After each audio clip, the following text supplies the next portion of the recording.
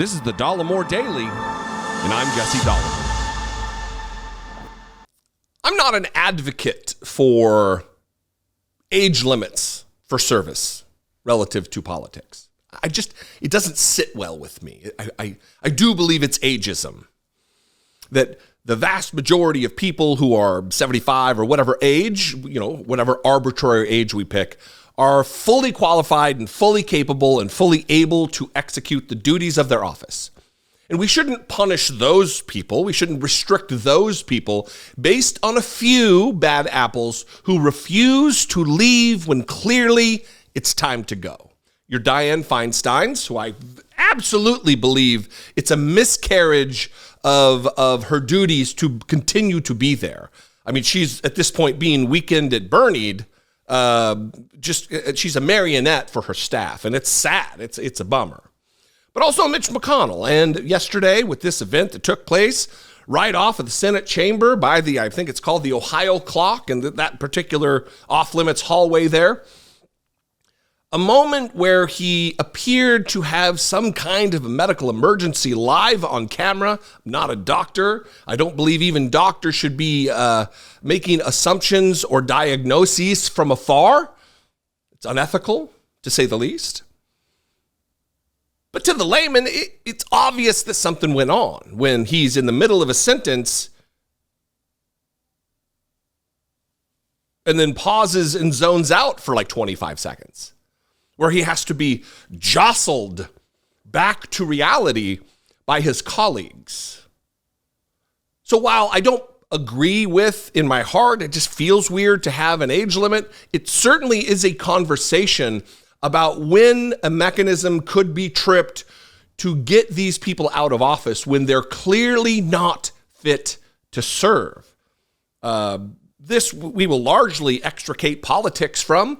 I think Mitch McConnell is a pernicious, malevolent force in American politics. He has damaged our country inexorably.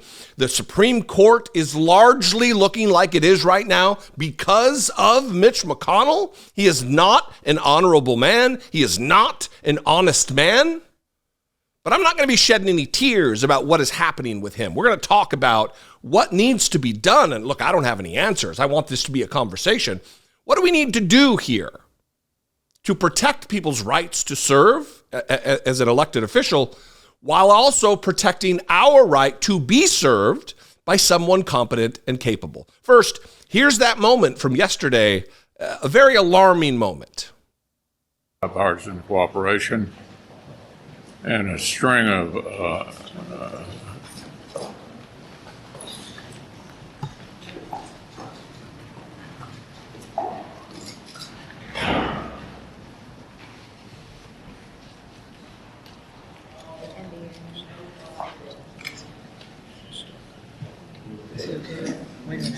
Are you good, Mitch? Okay, Mitch. Anything else you want to say, or should we just go back to your office? Do you want to say anything else to the press? Go back. Go ahead, John. We'll take it. Let's go back to you. Go ahead, John.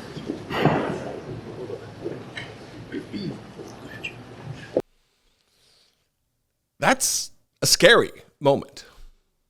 A scary moment for the Republic, that we have the minority leader of the United States Senate who had to be carried away because he glitched out in real time. More concerning maybe, and this just struck me, Republicans are they have such a bloodlust for power that they didn't immediately seek medical attention. 911 wasn't called. The medical authorities who are on scene at the Capitol at all times, they were not rushed in to attend to Mitch McConnell.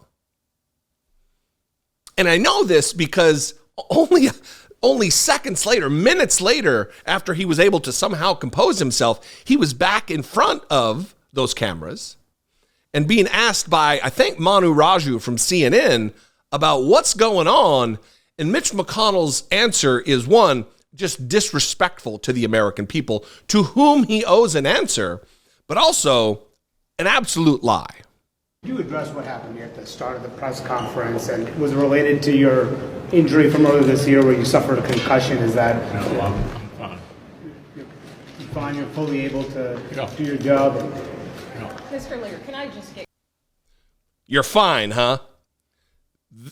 You're fine? Because this didn't look fine.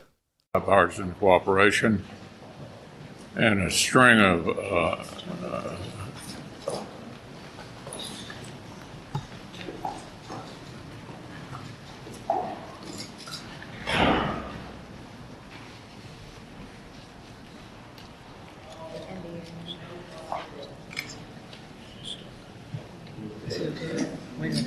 Are you good, Mitch?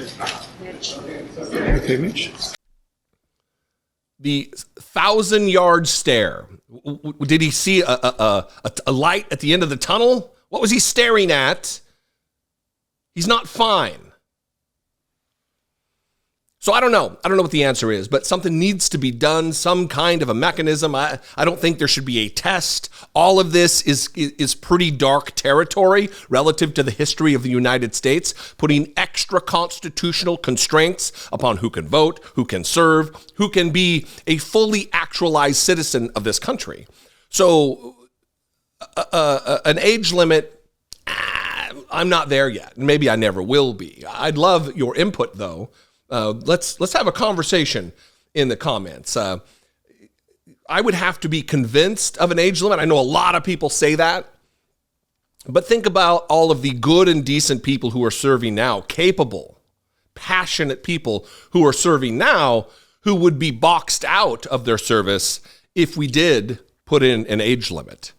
What do you think? I'd love to know. You can, again, leave a comment down below. You can leave me a brief voicemail, 714-576-4054. Of course, you can email me, daily@dollemore.com. And save it if you're going to, I'm open to all the opinions, but if you're going to bitch at me about my lack of sympathy or compassion for Mitch McConnell, you can save it. The damage he's done, that's service to itself. He doesn't need me crying buckets of tears for a man who has damaged our republic so aggressively. If you appreciate what I do and you want to help support my work, you want to help produce my work, I've got a TV going here because of the indictment that's getting ready to drop. That's what I'm looking off screen for. Click the join button below. Become a channel member for $2 a month. Hit that super thanks button below to give immediate support, or go over to patreon.com/IDoubtItPodcast. Follow me on social media. You know where I am, at Dollemore. Not Dollarmore, not Dollymore. It's Dollemore. Anyway, I love you guys. I appreciate you. Always open to the conversation. And I know you're going to come with some fire. So I'll see you next time. Until I do, be genuine. Take care of one another.